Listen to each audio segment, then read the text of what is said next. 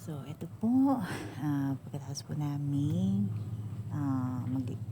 dumating po sa Siargao from the airport, kumain po muna kami, of course. And then, nagpahinga. After that, the following day po, kami po ay nag-pure gold kasi po mahal po ang pagkain dito. So, more or less, 200 to 300 po ang per meal. Per meal po isang tao. So, kailangan po namin pumunta ng pure gold. Bumili po kami ng mga ricados doon. Kasi kami naman po pwede magluto sa homestay. So bago po kayo pupunta, kailangan nyo po muna mag-canvas. Ano po yung mga pwede nyo gawin, ano po yung pwede nyo bitbitin at dalhin, at yung mga adventures na kailangan nyo pong gawin dito sa Siargao. So ayan po. Okay, actually po bawal po ang mag-video sa loob ng Pure Gold. Okay, nakachempo lang po ako ng medyo magandang spot kung saan hindi naman po talaga sa loob, dun lang po talaga sa labas. So makikita nyo po mga isang box po yung pinamili namin, kasama po yung mga kailangan namin sa mga ricados, at kung meron po kayong mga for personal hygiene na kailangan nyo bilhin po, dito po kayo bumili. Ayan, kasi po kung mas makakamura po kayo ng malaki kung sa Pure Gold po kayo bibili, at saka same price naman po yung presyo niyan sa Manila po, maliban na lang po sa iba po talaga kayo nabili na supermarket po. So siyempre definitely kung saan po kayo mas mura makakabili, doon po tayo siyempre bibili.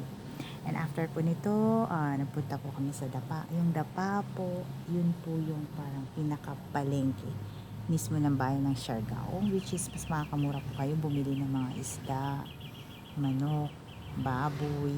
Actually, pang baboy dito as of the moment na ngayong July 15, July 15 po is nasa 390. So makakatawad ka po, nasa 380 per kilo po yon.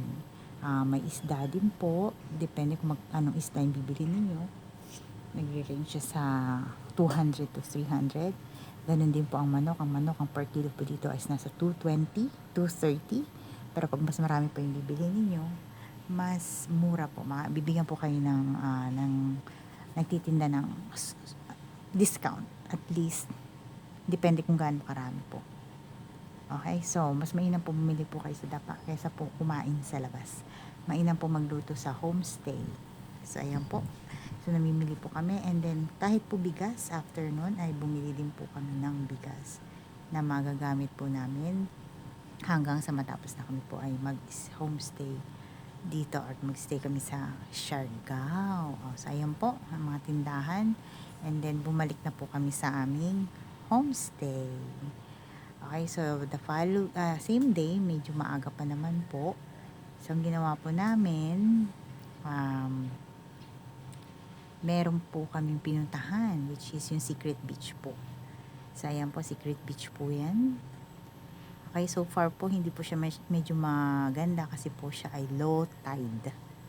Okay, so marami po nagsiswimming dyan, marami pong foreigners, Pinoys na nagsiswimming po dyan. Mas tahimik po kasi itong beach dito compare sa ibang beaches po. Okay, so super appreciate yung place, at maganda po siya.